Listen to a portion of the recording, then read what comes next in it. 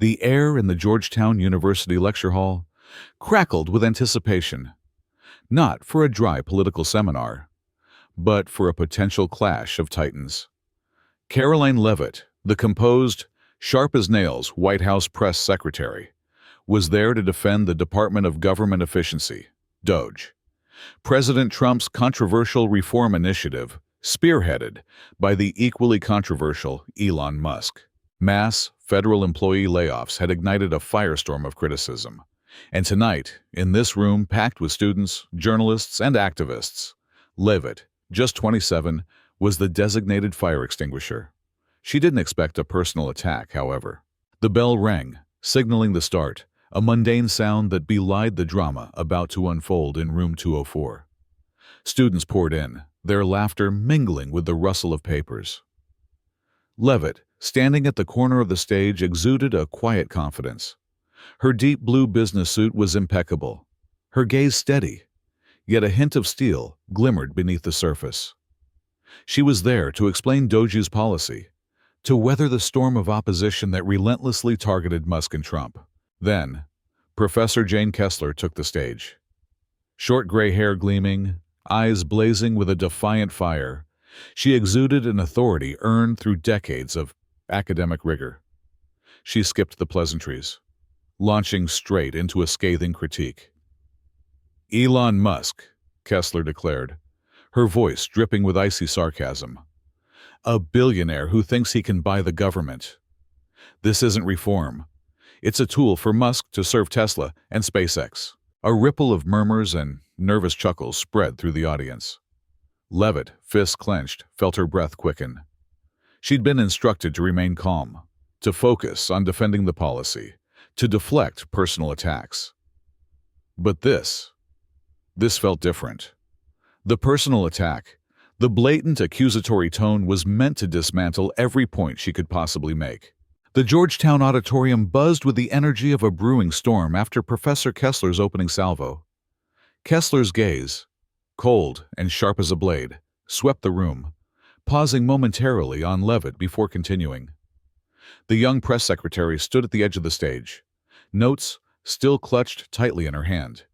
The composed exterior she'd honed through years in the political pressure cooker starting to crack. Inside, a fire was kindling. Kessler wasn't just targeting Elon Musk. She was attacking the entire Trump administration, and Leavitt was its representative in this lion's den. Kessler moved to center stage, her voice, though low, cut through the microphone's hum, slicing through the audience's whispers. "Look at this number," she said, raising a hand as if holding invisible, damning evidence. "Elon Musk possesses $300 billion, more than the annual budgets of dozens of states combined. Meanwhile, American workers struggle with minimum wage, and he sits atop a mountain of luxury, tweeting childish jokes on X. And now we're giving him control over a government department? What kind of joke is this?" Laughter erupted from a corner of the room, where students in hoodies nodded in fervent approval. In the middle rows, however, a few journalists began scribbling furiously, sensing the unfolding drama. Leavitt frowned, her breathing growing heavier. She knew Kessler wouldn't pull any punches. Kessler was an economist with decades of experience, the author of books critiquing tech elites like Musk. But these weren't just academic theories. They were pointed daggers, aimed directly at the policy Leavitt had been sent to defend.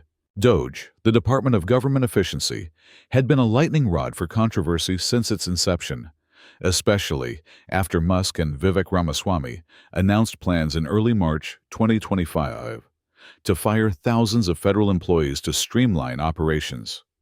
The opposition called it a purge. The White House insisted it was necessary for efficiency. Leavitt had prepared a speech, a carefully crafted defense. But Kessler clearly had no intention of letting her speak first. Kessler turned, pointing to the large screen behind her, where a stark chart materialized. Musk's wealth juxtaposed against the average American salary. "This," she stressed, her voice steely, "is reality. A man richer than our wildest dreams now decides who keeps their job, who loses it, in the government. Over 10,000 people fired in just 2 months. And he calls it reform? I call it elite arrogance, with using money to manipulate power with no regard for ordinary people. Scattered applause broke out, swelling into a wave from the younger members of the audience. A student in the third row raised their phone, starting to record, eyes gleaming with the thrill of witnessing a potential takedown. Leavitt felt her heart race. She glanced at the crowd. Curious faces, skeptical eyes, and, yes, mocking smiles. Kessler wasn't just attacking Musk. She was painting a picture of a selfish billionaire, a misguided administration, and Leavitt, as press secretary, was the one left holding the bag. She was the one who had to face the press daily, answer the brutal questions about Doge before Congress. But today felt profoundly different. This wasn't a press briefing she could control. It was a public arena, and Kessler was playing her hand with ruthless openness. The professor stepped closer to the podium, her voice dropping, but still cutting like a finely honed blade. Let's talk about X, the platform Musk owns. What did he tweet last week? A joke about firing more people to save the budget. Hilarious, when you're not the one losing your job. Meanwhile, Tesla and SpaceX keep landing billion-dollar government contracts. Quite a coincidence when he's sitting in Doge, right? This isn't reform, folks. It's a conflict of interest in disguise. The murmurs in the room grew louder. Some nodding in agreement. Others shaking their heads in dissent. A journalist in the front row whispered urgently to a colleague, "She's setting the stage on fire." Setting the... Leavitt gripped her hands tighter, her notes crumpling under the pressure. She'd been trained to remain calm, to respond with rehearsed lines. But Kessler's words weren't just criticism. They were, in her view, a blatant distortion. Musk wasn't perfect. She knew that. He was eccentric, sometimes far too blunt on X. But Doge wasn't a joke. It was a plan Trump believed in, and Musk had put in the work, unpaid, to make it a reality. She recalled last week's White House meeting, when Musk had outlined a plan to cut $50 billion in wasteful spending. That wasn't manipulation. That was action. Kessler smirked, her gaze flicking to Leavitt, as if daring her to speak. "We need to ask," she continued, "who really benefits from Doge? The American people? Or Elon Musk's wallet? A man so rich it's unimaginable now deciding the future of millions? I don't see that as democracy." Applause erupted again, louder and longer this time. A student in the back shouted, "Well said!" Cameras panned quickly, capturing every second of the brewing storm. Karoline Leavitt stood frozen, her breathing shallow, her eyes locked on Professor Jane Kessler's smug expression. She felt a rush of heat to her face, not just for Musk, but because her own credibility and that of the White House was under direct assault. The Georgetown auditorium thundered with applause for Professor Kessler, but Karoline Leavitt no longer heard anything but the pounding of her own heart. The crumpled notes had fallen to the floor, unnoticed, leaving her hands empty, trembling slightly with a simmering rage. Kessler stood there, center stage, her defiant gaze sweeping over Leavitt once more. Leavitt took a deep, steadying breath, her eyes blazing with an unshakable resolve. She made her decision. There was no turning back. She had to stand up. Leavitt's first step echoed on the wooden floor as she moved from the stage's corner. The audience began to sense something was happening. The student in the third row stopped typing on their phone, looking up curiously. A journalist in the front row swung their camera towards her, the lens capturing every nuance of her movement. Kessler turned, the smirk on her lips, faltering for a fleeting moment as Leavitt approached the microphone. Whispers spread, then the room fell deathly silent, as if everyone held their breath in collective anticipation. Leavitt stopped at the microphone, her hands resting lightly on the podium. She didn't look at the audience yet, instead locking eyes with Kessler, her gaze sharp as a blade, slicing through the charged space between them. A few audience members leaned forward, feeling the weight of the impending confrontation.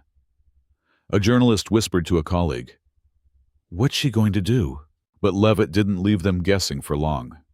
She cleared her throat, and when she spoke, Her voice rang out, calm and clear, but carrying an undeniable force. "Professor Kessler," Leavitt began, her voice cutting through the silence like a sword. "You say Elon Musk just uses his money to buy power. But do you actually understand what he's done?" The question hung in the air, sharp and direct. Kessler raised an eyebrow, clearly not expecting Leavitt to fire back immediately, and with a question, rather than a defensive posture. The audience stirred, a few whispering to each other. Eyes glued to the stage, a student in the back muttered, "Is she really challenging Kessler?" Leavitt didn't pause for a reaction. She stepped forward, her voice still calm, but now laced with an irresistible pressure. "You just called Doge a joke, called Musk a manipulator. You threw out a number $300 billion, like it's proof of selfishness. But have you ever asked yourself where that money came from and how he's used it?" She paused, letting the questions sink into the audience, her gaze sweeping the crowd for the first time. A few nodded faintly, curiosity piqued, while others crossed their arms, waiting to see how far she'd go. Kessler opened her mouth to interrupt, but Leavitt raised a hand, a small but commanding gesture that stopped the professor cold. "I'm not finished," Leavitt said, her voice firmer, and the room fell silent once more. A journalist in the front row whispered into a microphone, "This is going viral." Leavitt continued, her eyes back on Kessler, unwavering. "You talk about people losing jobs, 10,000 federal employees fired. But do you know why? Do you know what Doge is trying to cut? Or do you just want to stop at numbers to get applause?" The murmurs rose again, but this time with a different tone. No longer pure applause for Kessler, but a mixture of shock, doubt, and a dawning curiosity. A student in the middle row turned to a friend, whispering, "Does she have a point?" Kessler stood still, arms crossed, eyes narrowing as if sizing up her opponent. She wasn't used to being challenged head-on like this, especially by someone as young as Leavitt. But Leavitt didn't care about Kessler's age or reputation.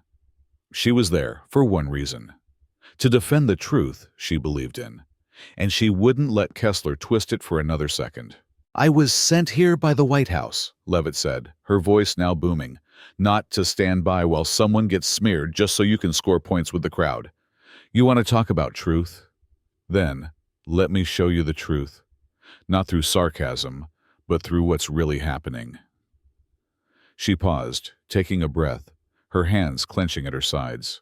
Kessler smirked, about to retort, but Leavitt's gaze, sharp and unrelenting, made her hesitate. In that moment, control of the stage shifted. Leavitt was no longer on the sidelines, no longer just a press secretary reading statements. She was gearing up for a showdown no one in that room could have predicted. The student with the phone in the third row gripped it tighter, thumb hovering over the record button, sensing they were about to capture a historic moment. Kessler crossed her arms, her eyes narrowing, but the smirk had vanished. Leavitt didn't give her a chance to interrupt. "Professor Kessler," Leavitt continued, her voice echoing through the auditorium. "You say Elon Musk just uses money to buy power. You call Doge a joke, call him a manipulator, but let me ask you, and everyone here, one question. Do you really understand what he's done for America?" She paused, letting the question hang, her gaze sweeping the crowd. A few students leaned forward, curiosity sparked, while others crossed their arms, waiting to see what she could possibly prove. Leavitt took a breath, then pressed on, her voice now stronger, more compelling. "You bring up $300 billion like it's his crime. But do you know where that money came from? It didn't fall from the sky. Elon Musk built Tesla from a crazy idea into a company that's created millions of jobs across America, from factories in Nevada to California. Do you know what SpaceX has done? They've put America back at the forefront of the space race, breaking Russia and China's monopoly. Just last year, SpaceX launched over 100 satellites, bringing in billions in contracts and jobs for Americans. That's the truth, not sarcasm." The audience began to stir. A student in the third row whispered to a friend, Does she really have the numbers? A journalist in the front row scribbled faster, eyes lighting up as they realized this wasn't just an emotional speech, but a factual counteroffensive. But Leavitt didn't stop. She stepped closer, her gaze fixed on Kessler, her voice now like a hammer shattering the silence. You talk about Doge, about 10,000 federal employees fired. Yes, that's a real number. But do you know why? Because this government spends over $6 trillion a year, and hundreds of billions of that is wasted on outdated programs, unnecessary contracts. Doge was created to cut that waste, and Musk, along with Vivek Ramaswamy, has worked unpaid to make it happen.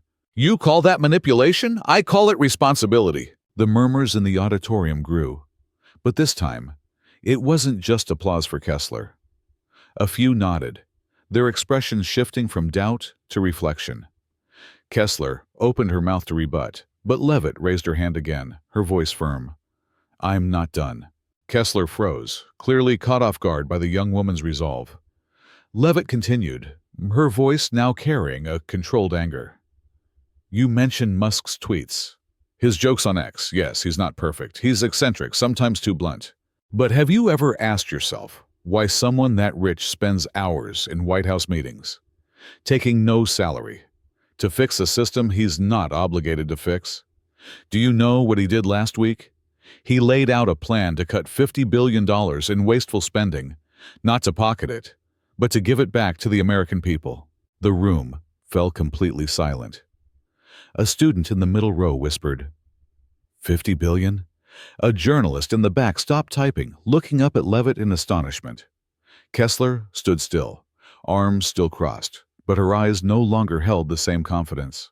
Leavitt took another step, her voice lowering, but still sharp as a blade. You talk about conflicts of interest, Tesla and SpaceX getting government contracts.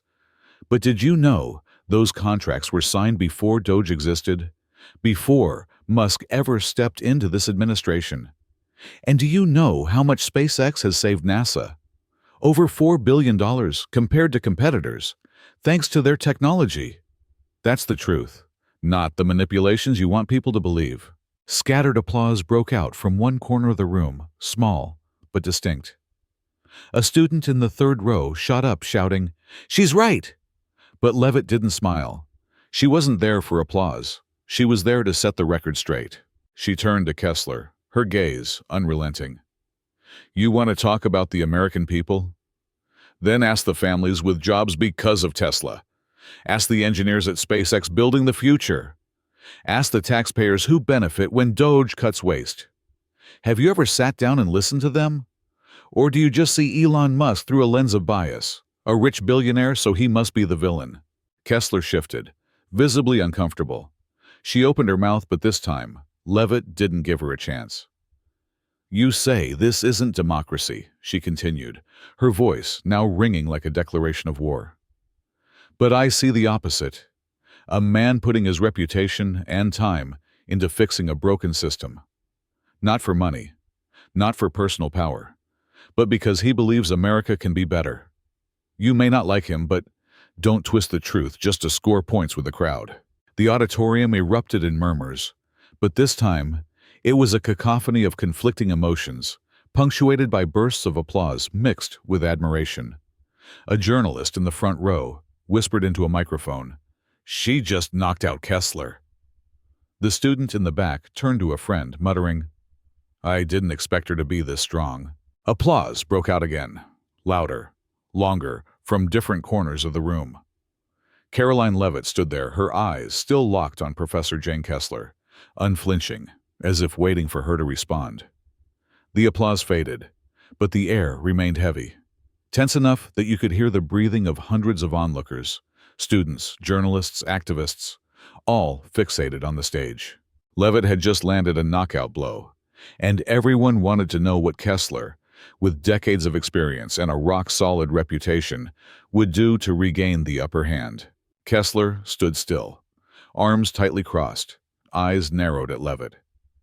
For a moment she seemed on the defensive, her usual confidence shaken by Leavitt's sharp arguments and concrete numbers. A journalist in the front row whispered to a colleague, She's got Kessler speechless. But then, Kessler took a deep breath, stepping closer to the microphone, her demeanor hardening again, though her voice lacked its earlier cutting edge. "Miss Leavitt," she began, her tone low, but striving for authority. "You speak well. Numbers, jobs, satellites. It all sounds impressive, but do you think a few figures can hide the truth?" The audience murmured, a few nodding, as if Kessler had regained her footing.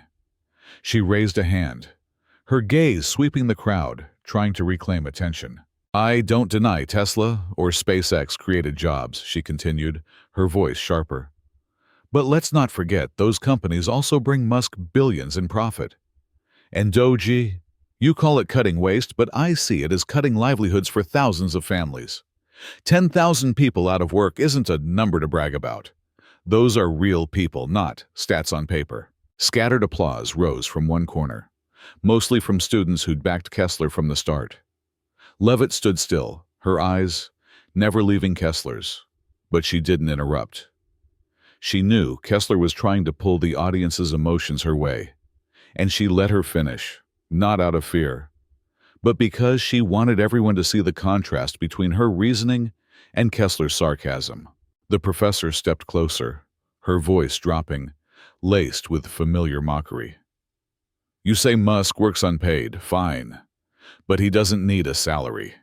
He's got hundreds of billions to fall back on. What about the American people? They don't have that luxury when they lose jobs because of his decisions in Doge." A few shouts of "That's right" came from the back, followed by louder applause. But Kessler's confidence didn't last. Leavitt tilted her head slightly, her gaze still piercing, and as the applause faded, she gave a faint smile. Not to provoke, but as if she'd just realized something.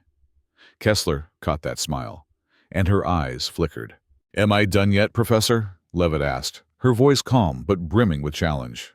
The audience fell silent again, sensing Leavitt still held control. A student in the third row whispered to a friend, "She's not backing down." Kessler tried to counter again, her voice rising, but this time lacking certainty.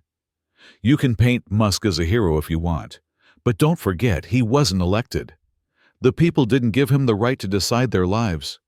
That's democracy, not what Doge is doing."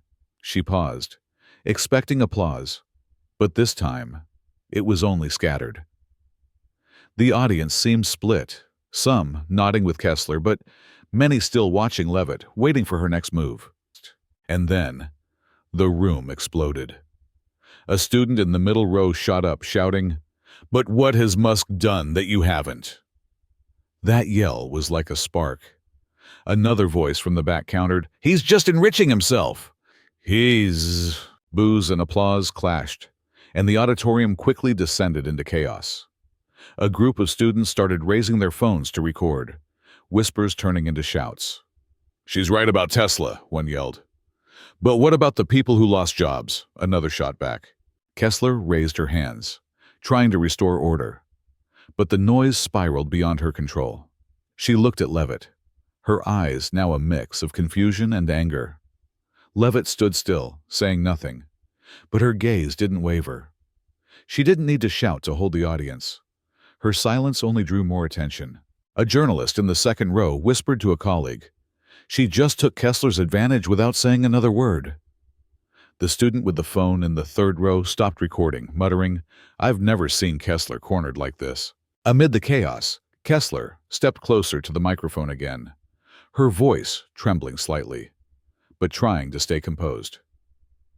"Miss Leavitt," she said, her eyes straining to reclaim authority, "you ask good questions, I'll give you that. But don't think a few numbers can erase the bigger questions about power and accountability." That small concession, however slight, set the audience buzzing again. A few whispered, "Did she just back down?" Applause from Leavitt's supporters rang out, but boos came from the opposition too. Leavitt didn't smile, didn't respond right away. She stood there, breathing steady, feeling the weight of what had just happened. The room was still chaotic, shouts, claps, arguments. But she knew she'd done what she needed to. She'd forced Kessler to admit, even a little, that her stance wasn't absolute. Karoline Leavitt stood steady on the stage, her sharp eyes still fixed on Professor Jane Kessler, as phones in the hands of the audience, from students to journalists, captured every moment of the dramatic showdown. Just minutes after Kessler conceded that Leavitt's arguments were thought-provoking, a student in the third row, phone still warm from recording, hit upload on X. He typed a quick caption. "White House press secretary destroys professor at Georgetown. Watch this and be shocked." The 3-minute video, capturing everything from Leavitt, standing up to the room erupting, started to spread. Within 30 minutes, it hit 50,000 views. By the end of the hour, it soared to 500,000. The hashtag Leavitt vs. Kessler emerged, trending on X. Just hours after the event, clips of Leavitt's key points, Tesla created millions of jobs, Doge cuts waste, were sliced up and shared thousands of times. One X user commented, "Karoline Leavitt just schooled Kessler. This is how you defend the truth." The post got over 10,000 likes in a flash, but not everyone agreed. Another shot back, "She's just defending Musk. What about the jobless?" The debate raged, splitting the online crowd into two camps, Leavitt backers and Kessler's loyalists. Journalists at the seminar didn't lag. A reporter from the front row, who'd whispered, "This is going viral," posted immediately on X with the headline, "Press Secretary Leavitt faces off with Professor Kessler at Georgetown. Watch to believe." The post, with a video link, racked up thousands of retweets from major news accounts. Outlets like Fox News and CNN jumped in, quoting Leavitt and Kessler word for word, turning the event into a national focal point. An ex-commentator wrote, "Leavitt didn't just defend Musk, she defended Trump's whole administration. Epic." Meanwhile, another jabbed, "She thinks a few numbers can hide the truth about Doge." And then, the man at the center of it all spoke. Elon Musk, X's owner, retweeted the original student's video 3 hours after it dropped. He added, "Karoline gets the value of action over empty words. That's what America needs. Doge isn't a joke, it's the future." Musk's post hit over 200,000 likes in under an hour, catapulting the video to new heights. He followed up with, "Cutting $50 billion in waste isn't to enrich me. It's to give back to taxpayers. Kessler should check facts before talking." Musk's clapback ignited even more debate. A supporter wrote, "Musk and Leavitt are the perfect team," while a critic fired, "He's still a selfish billionaire. Don't let Leavitt fool you." Meanwhile, back in Washington, D.C., Leavitt returned to her office after the seminar, still buzzing with adrenaline from the clash. She opened X on her phone, and her eyes widened at the numbers. The video had passed 2 million views. Notifications flooded in, from praise, "You're a hero," to criticism, "You're too pro-Musk." She gave a faint smile, reading Musk's comment, relieved he'd weighed in. But she knew it wasn't over. Kessler wouldn't stay quiet for long. Sure enough, just a day later, Professor Jane Kessler broke her silence with a lengthy X post. "Miss Leavitt raised thought-provoking questions at Georgetown," Kessler wrote, her tone calm, but no less firm. "I don't deny Tesla or SpaceX's contributions, but I stand by this. Unelected power in a billionaire's hands is a threat to democracy. I'm proud to teach my students to question, and that day, I learned I need to question myself sometimes too. Still, I won't budge on Doge. Miss Leavitt, I hope you keep asking tough questions, but ask your administration some too." The post got over 50,000 likes, showing Kessler still had a strong following, even if she'd had to yield a bit to Leavitt. Kessler's post sparked even more debate on X. One user wrote, "Kessler admitting Leavitt had a point? Rare to see her concede like this." Another countered, "She's just saving face. Leavitt clearly won." Clips from the video spread everywhere, from political forums to student chat groups. A big account posted, "Leavitt turned Kessler into a joke while staying professional. Pure talent." Meanwhile, another sneered, "She's Musk and Trump's puppet. Don't be fooled by her numbers." The video kept spreading, hitting 10 million views in just 48 hours. Hashtags like #Doge debate and #Leavitt power trended nonstop, spawning thousands of posts dissecting every word from Leavitt and Kessler. Some praised Leavitt for defending the truth. She didn't just talk, she had proof. Others remained skeptical, cutting waste or cutting people's lives. A Georgetown student who'd filmed it posted, "I was there. Leavitt shocked the whole room." Kessler didn't know how to hit back. His post got over 20,000 likes, turning him into a minor X celebrity. At the White House, Leavitt sat in her office rewatching the video. She hadn't expected it to blow up this fast. A text from President Trump popped up. "Great job, Karoline, you made me proud." She smiled, but her eyes stayed pensive. She knew she'd won a battle. Kessler had to concede. Musk was defended, and Doge got positive attention. But she also knew the opposition wouldn't stop. X was still buzzing, and each new view brought a new opinion, praise or criticism. She couldn't control it all. On X, the argument raged on. One user posted, "Leavitt just showed a press secretary doesn't just read statements, she fights." Another shot back, "She's just a mouthpiece for Musk and Trump, nothing more." The video hit 20 million views by the weekend, becoming a national phenomenon.